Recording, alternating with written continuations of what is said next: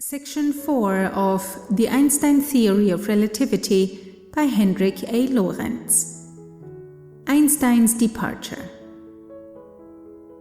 Since Einstein has cut loose from the ether, he lacks this canvas, and therewith, at the first glance, also loses the possibility of fixing the positions of the heavenly bodies and mathematically describing their movement, that is, by giving comparisons that define the positions at every moment. How Einstein has overcome this difficulty may be somewhat elucidated through a simple illustration. On the surface of the Earth, the attraction of gravitation causes all bodies to fall along vertical lines, and indeed, when one omits the resistance of the air with an equally accelerated movement, the velocity increases in equal degrees in equal consecutive divisions of time at a rate that, in this country, gives the velocity attained at the end of a second as 981 centimeters, 32.2 feet, per second. The number 981 defines the acceleration in the field of gravitation, and this field is fully characterized by that single number.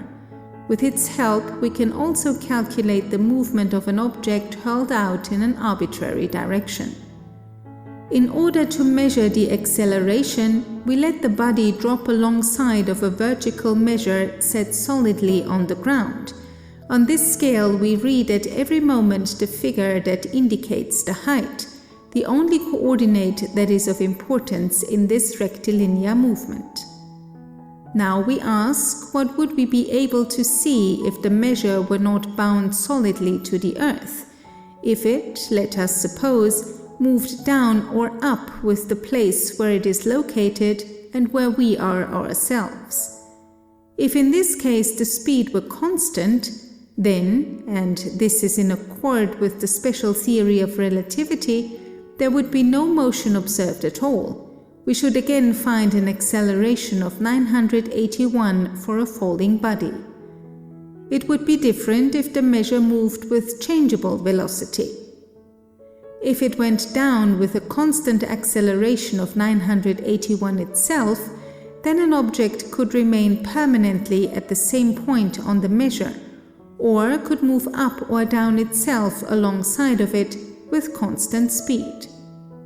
The relative movement of the body with regard to the measure should be without acceleration, and if we had to judge only by what we observed in the spot where we were and which was falling itself, then we should get the impression that there was no gravitation at all.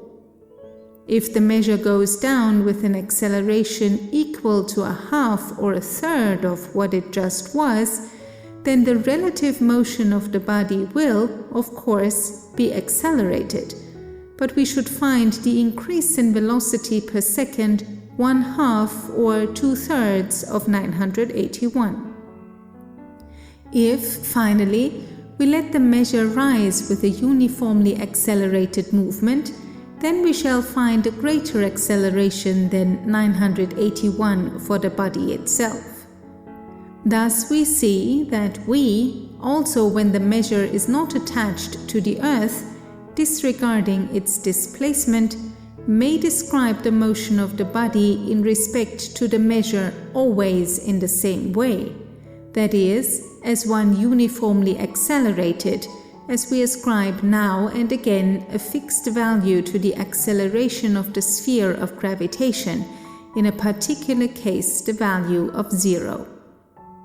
Of course, in the case here under consideration, the use of a measure fixed immovably upon the Earth should merit all recommendation. But in the spaces of the solar system we have, now that we have abandoned the ether, no such support.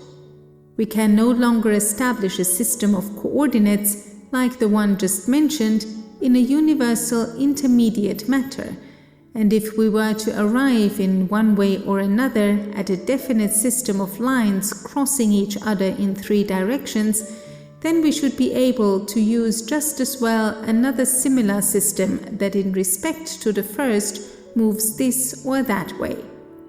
We should also be able to remodel the system of coordinates in all kinds of ways, for example by extension or compression. That in all these cases for fixed bodies that do not participate in the movement or the remodeling of the system, other coordinates will be read off again and again is clear. End of section 4.